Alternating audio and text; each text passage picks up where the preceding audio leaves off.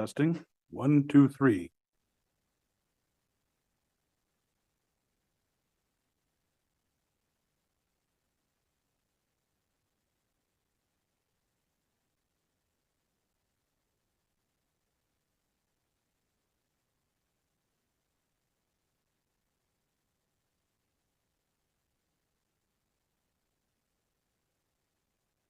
Audio test, 1, 2, 3.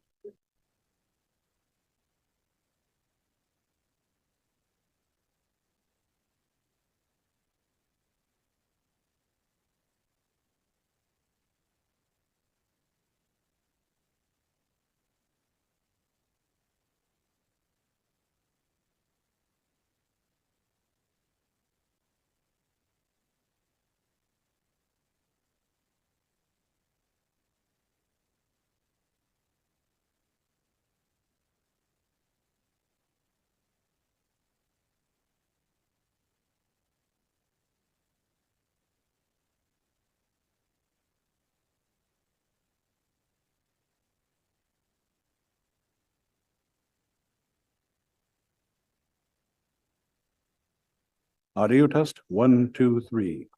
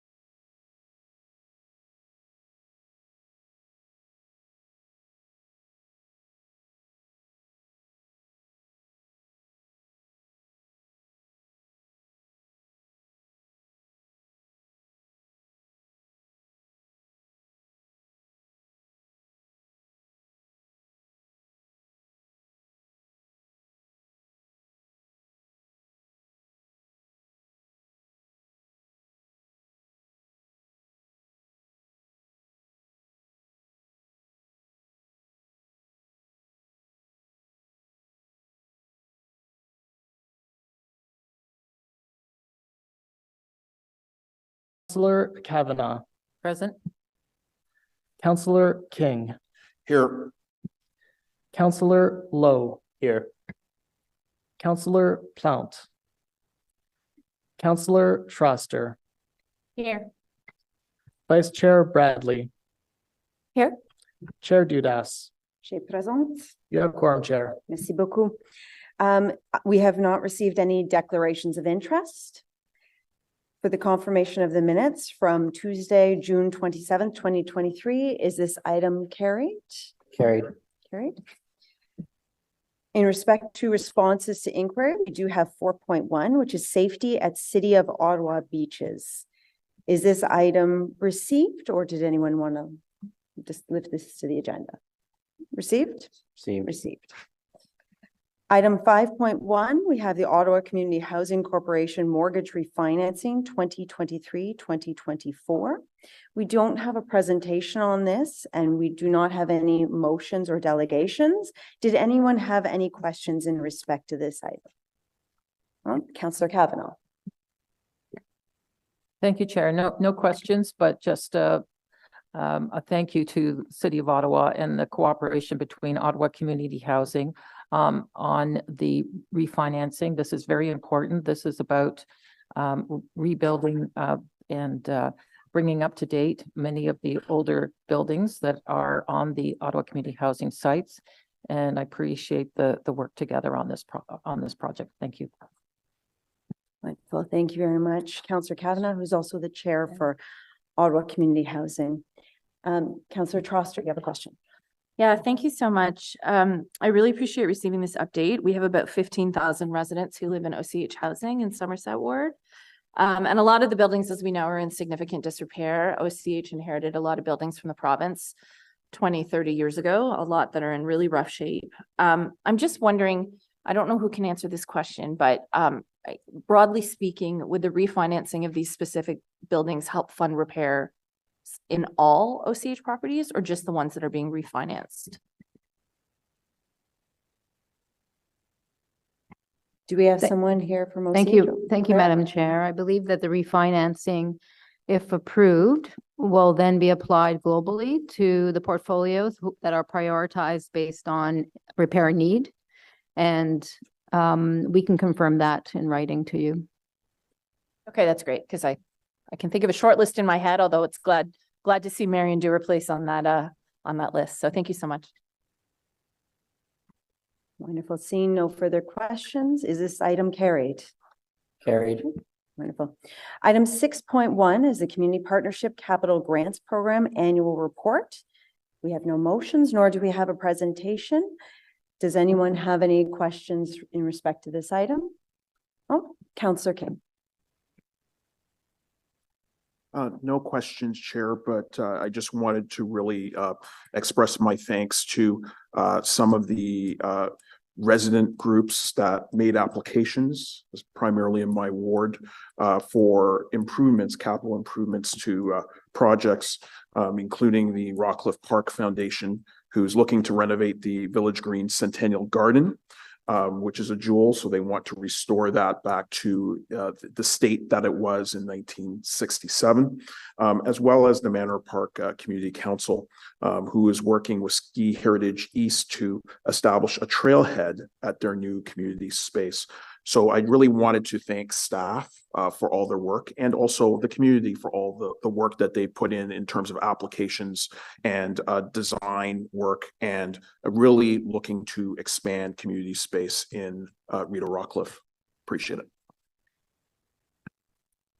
And I have to say, having skied the trails at Ski Heritage East many times, and I know Councillor Kavanaugh has done it as well. I'm going to invite everybody who is on committee to join myself, and I'm going to recruit you, Councillor King, whether you have skis or not. All of us, we should do a big ski night one night, under the full moon. It's amazing. So wonderful groups doing wonderful things for our community. Is this item carried? Oh, sorry, forgive me. Councillor Carr, you have a question. Yeah, thank you very much. I just had a quick question. Once a project is approved under the major amount of capital grant program, does the organization does not have to spend the funding in the year that it was approved, does it? I wonder how long they have until they have to take advantage of that. Chair, with the approval in principle, the group can then fundraise. Some groups will already have the money and can move to implementation right away. The more likely scenario is a period where the group fundraises the complete amount that they need, and that can take several years. There is no set time. Staff review this on an annual basis and as we get later into a term where it appears that a group perhaps is not going to be able to make it, then we may review it with them. And if the project is abandoned, then we'd return the money to the fund to allocate in a future year. That happens rarely, but it usually takes a group a bit of time to raise their portion of the funding. Okay, thank you very much. So approximately how much money would you have fenced in approved grants within those programs at any time? It could be anywhere from $500,000 to $1 million, depending on the cycle that we're in. There are some large projects that have been, to use the expression fence, some large projects that are holding funds to move forward. And it really depends. It's cyclical. Thank you very much. Thank you very much. Is that item carried? Carried. Right. Now, before we move on to item 6.2, I know that I had received a question or two from some of the members of committee because we're going to be speaking about commemorative naming. And I just wanted to ask the GM, Mr. Chenier, to just comment, because if you all recall, at the beginning of this term of council, there was a moratorium put on additional names being added. So just in respect to providing some clarity as to why we're seeing these particular items come onto the agenda right now. So, Mr. Chenier? Thank you, Chair. What you have before you this morning is 4 of the 7 commemorations that were submitted in many cases prior to the elections and the blackout period. These are applications that had been processed and moved into consideration when essentially we paused for the election. When the moratorium was placed by council early this year, it was approved that at the time there were 8, there are now 7 that would continue to conclusion. The 4 that you're seeing today are ones that were publicly consulted in June and for which there was no opposition to the nominations. There are 3 others. 1 has been withdrawn, and 2 that did have public opposition that will be coming to you likely in October, and then that will conclude all of the applications that were allowed under the moratorium. I can also note that staff are currently working on revising the commemorative naming policy, and that policy will address many of the issues in terms of getting a more inclusive submissions coming forward for council consideration. We are looking at things like having a category that will address indigenous names, which is part of our commitment under the cultural protocol approved by council, as well as all equity-seeking groups. So we're hoping that the new policy that council will consider in the new year will open up a new process and a completely new approach to commemorative naming. Thank you. Thank you, Dan. Councillor Kavanagh, you have a question? Yeah, thank you. I'm glad you raised that, Chair, because I did know about the moratorium, and so I was very surprised to see these on the agenda. And I appreciate that we're going to have a new process. I wouldn't hold up these from prior rules, but clearly we need to look at how we do naming and to be more equitable. So I appreciate that. That is something that we are looking at. So no question, just comment. Thank you. Wonderful, thank you. So we'll move on to item 6.2 then. It's commemorative naming for Roger Michael's volleyball court. We don't have any motions nor a presentation. Does anyone have any questions? Is that item carried? Carried. 6.3 is the naming for Victor Sear Woods. This is in Orleans, South Navan. We have no motions, presentation. Any questions? Is this item carried? Carried. Okay. And then 6.4 is Lieutenant Colonel Roland Ashman Park. This is in Rideau Jock. Did anyone have any, there's no motions, presentation. Did anyone wish to speak to this or have a question? Is this item carried? Carried. And then 6.5 is Dr. O.B. Wilson Park, also in Rideau Jock. And this, as I said, no motions, no presentation. Anyone wish to speak to this or have questions? No, is this item carried? Carried. Wonderful. Item 7.1 is a status update for the Community Services Committee inquiries and motions for the period ending September 8th, 2023. Does anyone have any questions or comments in respect to this? Councillor Plant, you do? Sorry, I was playing tour guide this morning. Thank you very much for bringing this up. This is in regards to the Vanier report, correct? That will come up as 9.1. Perfect. This is Okay. just, Yep. you know, Okay. once again. Well, I'll wait till then. Thank you so much. You're actually next. Is this item received then? See? Okay. Now, Councillor Plant, so hold on, I'll read it in. It's 9.1. It's the Vanier area day programming, like service plans. There's no motions that we have at the moment. There's no presentation. Councillor Plant, you had asked to have this item on the agenda. You would like to speak to. Yeah, I'm a bit torn about voting for this or not. The organizations that are listed on this report, most of them are not in Vanier. They are found outside of Vanier. Yes, they're dealing with some very serious issues like food security and we have Wabano on there. But when I sort of reached out to our community association, when I reached out, some of the members on there, the names are not even correct. And so I want to encourage this type of consultation with the community, but I'll be honest, I'm a bit torn as to whether or not I just dissent on it because it's not Vanier area programming that's on here. It's not Vanier area groups. And yeah, so I just wanted to share that information. Thank you.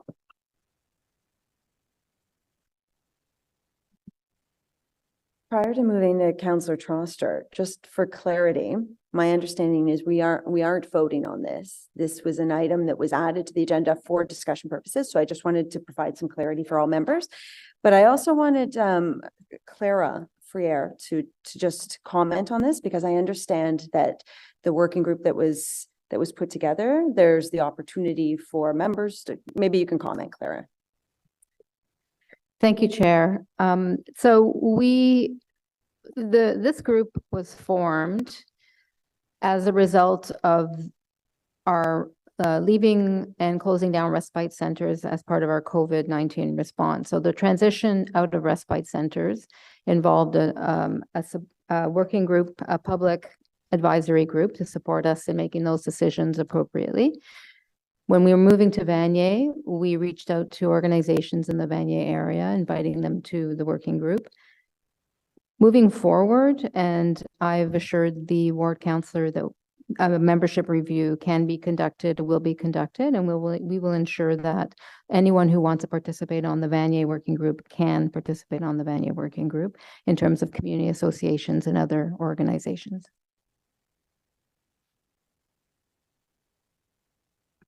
Councillor Troster, you have a question. Thank you so much, Chair. So just for clarity, has that hub now closed? Because it said in the document that it was to close at the end of August. The reason I ask is because the Catherine Street hub has been enormously successful in Centertown. I was just, and now especially since the Centertown Food Bank has moved in there, the integration of services, I'm just hearing such great things. So what's the plan going forward in Vanier? Thank you, Chair. So yes, this hub was always to be temporary, and it has now closed. At close, there were in and around 10 participants per day, which does not make it financially viable. And we have been able to fund it through provincial COVID funding, which ran out at the end of December last year. And so without a funding source and without a true need, we did consult with organizations and conducted an evaluation with organizations in the Vanier area. And consensus was that this hub was not fulfilling the same kind of mandate as the Catherine Street Hub, or the need wasn't as great for this type of service as it is at the Catherine Street Hub. So it was determined that there wasn't a need to continue this. Essentially, it was a pilot program. Thank you very much. But I also just wanted to acknowledge and thank everyone involved in putting the Catherine Street Hub together that's receiving hundreds of visitors a week. Just this weekend, I was at an event with inner city ministry volunteers who hand out sandwiches to homeless people, who said that they have been very actively promoting the hub, and then they're finding they go in the next day to volunteer at the food bank and they find people that have been on the street are now getting help in the hub. So congratulations on that. It's a great model, and I hope there's a way to make it work in other neighborhoods with the right partners, because it really holds a lot of hope for our city. Thank you. Perfect. Seeing no further questions or comments on this item, there is no action to be taken. So thank you for bringing it to our attention, Councillor Plante. Number 10, we have notices of motion. 10.1, Councillor Plante, you have one regarding geographically equitable distribution of access to resources and social services.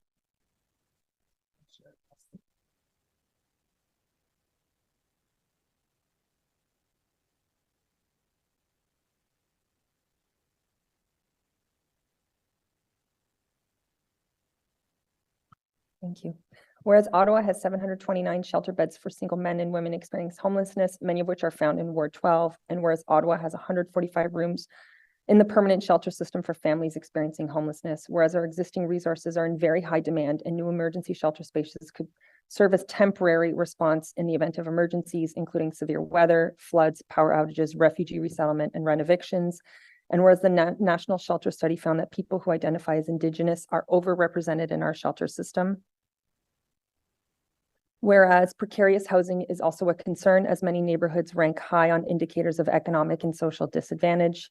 And whereas if individuals experiencing homelessness have to travel long distances from their neighborhoods of origin to access aid, this may contribute to their dislocation and further their social disaffiliation and marginalization.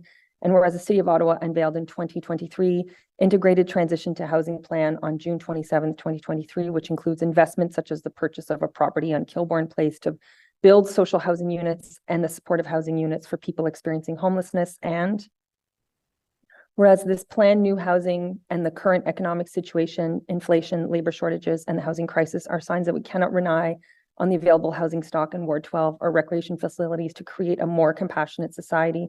Therefore, be it resolved that the City of Ottawa address homelessness by funding the development of new emergency spaces in every area of the City of Ottawa. Be it further resolved that the City of Ottawa take matters of equity and diversity into consideration before investing new funding and making decisions with respect to the relocation of emergency accommodations and shelters. And I just want to clarify that this is not creating mega shelters in every single ward. This is not uninvesting in permanent housing solution. It is just for, because myself, I keep hearing. Oh, so Councillor Plante, we're right now, because it's a notice of motion, we're going to read it Perfect. in Okay. and we can Yep. discuss it. Merci. But you're also up next. So you've got 10.2. Yep. You have another one. Whereas city provided notice of termination to the lease of the city-owned building at 40 Coburg in writing to the Patrol on July 19th, 2023. And whereas the city provided notion to the tenant to meet a 6-month notice requirement with the intention of deciding its management and leasing of space for the address in early 2024, whereas the Lowertown Community Resource Center's food bank is required to significantly reduce its operations and capacity to meet the food and security needs of Lowertown residents due to the constraints related to the electrical system at its current building at 45 Beausoleil Drive. And whereas the demand for the Lowertown Community Resource Center's food bank has doubled in the last 5 years. Therefore, be it resolved that the City of Ottawa consider programming that meets the needs of the surrounding Lowertown East community when deciding how to manage the operations at 40 Coburg. And therefore be it resolved that the Recreation, Culture, and Facility Service Department be directed to consider a lease agreement with the Lowertown Community Resource Center covering the transfer of its food bank to the location so that it can meet the food and security needs of the community. And therefore be it further resolved that the city be henceforth responsible for the management and operations portions of the city-owned building currently governed by the lease with Le Patron until such time that the city grants a lease or other grantees. Merci. Merci, Councillor Plante. Councillor Carr, you have one on Community Gardens Framework on behalf of Councillor Kitts. Yeah, I'll read that in. Thank you very much, Chair. Whereas item 1.c of the council approved report titled Community Garden Action Plan Evaluation, I'll skip the number, states implement a process to identify and provide access to community gardens in city parks as developed by staff in Recreation and Community Services, balancing demand for community gardens recognized as a recreational activity with other park users. Whereas the city has not revised the council approved community garden action plan since 2009. Whereas historically, the term community gardens exclusively referred to publicly accessible food gardens. However, requests for access to city-owned land have expanded to encompass proposals for similar green community-led initiatives, including but not limited to pollinator gardens, naturalization efforts, and invasive species management, along with requests for their service, maintenance, and development. Whereas community food gardens and similar green community-led initiatives significantly contribute to the city's key priorities, including addressing climate change, revitalizing neighborhoods, fostering food security, enhancing community safety and well-being, and promoting civic engagement, participation. Whereas the request for access to city-owned land for community food gardens and similar green community-led initiatives is steadily increasing with a focus on city-owned parkland. Whereas community food gardens and other similar green community-led initiatives have implications for several different city departments. Whereas residents will benefit from a clear process through which the city may consider the request for access to city-owned land for the purposes of community food gardens and similar green community-led initiatives, ultimately reducing the bureaucratic barriers to residents.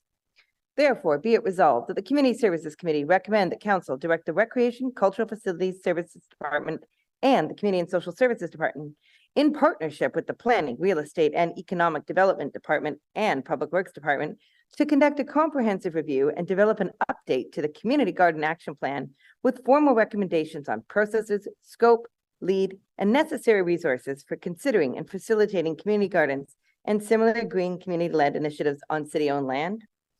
Be it further resolved that the Community Services Committee recommend that Council direct city staff to present the revised Community Garden Action Plan and recommendations for implementation to Community Services Committee and Council by Q2 2024. Thank you very much, Councillor Carr. Are there any other notices of motion? No? Okay. 11.1 is inquiries. Councillor Troster, you have an inquiry. Thank you very much, Chair. On August 14th, many parents and guardians logged onto the city's registration system to attempt to register their children for swimming lessons, me included, and were met with what one resident called 45 minutes of refresh hell. While there are a lot of issues at play here, the staffing issues, lack of available spots, and the equity considerations of this registration model, can staff please provide answers to the following? 1. Council was assured that the new cloud-based software would not experience the same system crashes that occurred regularly with the previous system. What went wrong during the August 14th swimming registration, and what is the vendor doing to assure it doesn't happen again? 2, why do residents continue to be charged the non-resident fee? 3, can staff work with the vendor to ensure that there's a standalone language tab so that residents can more easily filter classes by language? 4, many parents reported that as a result of only being able to register one child per cart, that they were only able to register one of their children for classes. I believe Councillor Luloff encountered this problem with his 2 kids. One kid got swimming lessons, the other did not. I also had residents with twins where only one of the twins was able to register and not the other. Can staff work with the vendor to explore potential options to permit multiple registrations per cart? And 5, given the repeated failures, are staff currently considering terminating the contract and pursuing a new provider? Thank you. Thank you, Councillor Troster. Item number 12, we don't have any other business.